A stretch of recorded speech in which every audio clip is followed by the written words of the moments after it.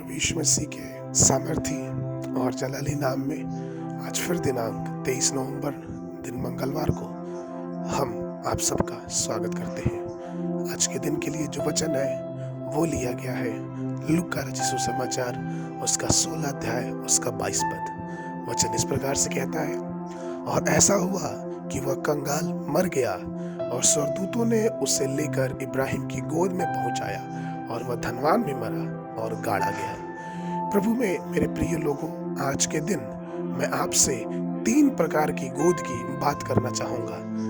मैं 3 प्रकार की गोद की बात करना चाहूंगा और उन सब जो गोद है उससे हमें ये सीखना है कि हम आज वर्तमान के संसार में, आज के समय में हम किस प्रकार की गोद में विराजमान है।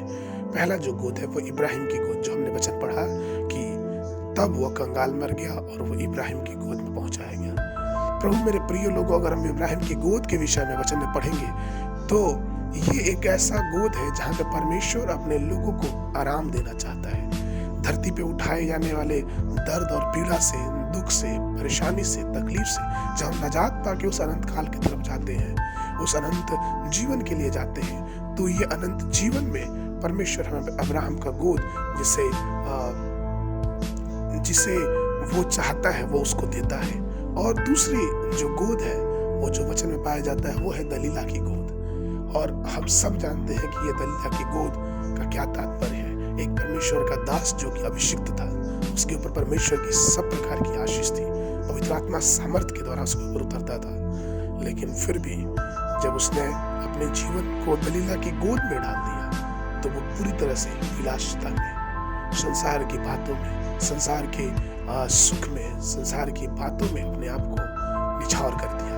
और चूंकि उसने अपने आप को शैतान के हाथों में दे दिया, संसार के लोभ लालसा में दे दिया, अपने आप ने जीवन को उस गोद में निछावर कर दिया।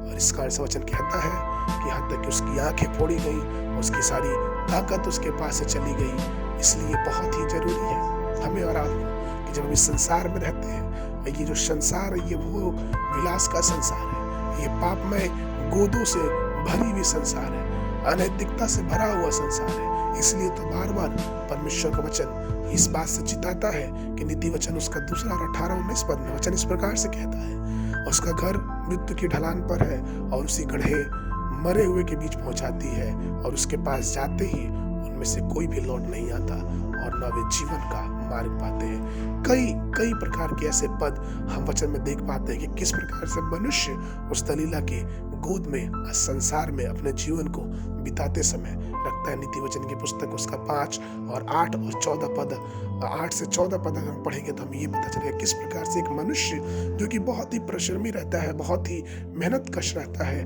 और वो किस प्रकार से इस दलीला की गोद में पड़ जाता है और अपनी सारी मेहनत पे उसने अपनी पानी फेर दिया और संसार में रहते हुए अपने आप को उसने किस प्रकार से पूरी बुराइयों से भर लिया और उसे पता भी नहीं चला कि वो बुरी चीजों में पड़ चुका है।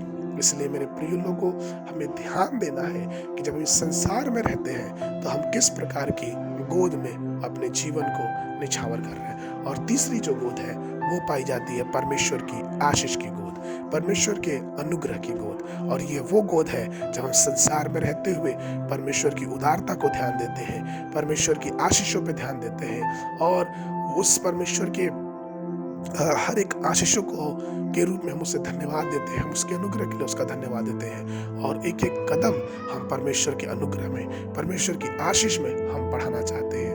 ये वो गोद है। इसलिए प्रभु मेरे प्रिय लोगों, आइए हम इस चीज को जाने और समझे कि हम इस संसार में इन 3 प्रकार की गोदों में हम किस गोद में अपने जीवन को देना चाहते हैं। क्या संसारिक के सुख विलास में या फिर परमेश्वर के आशीषों की गोद में अपने जीवन को हम देना चाहते हैं। इसलिए आइए परमेश्वर को सारी आशीषों के लिए धन्यवाद दें, अपने पूरे हृदय से परमेश्वर को अपने हृदय में, अपने जीवन में, अपने परिवार में आने दें और उससे प्रार्थना करें कि प्रभु हमारे जीवनों की आप रखवाली करिए, क्योंकि हम अपना जीवन आपकी गोद में देना चाहते हैं। परमेश्वर आप सबको आशीष दे। आज के मनन के लिए जो पद है वो लिया गया है व्यवस्था विवरण की पुस्तक उसका 28 अध्याय उसका पहला पद। वचन इस प्रकार से कहता है, प्रभु तेरा परमेश्वर तुझे पृथ्वी की सब जातियों से ऊंचा करेगा। परमेश्वर आप सबको आशीष दे।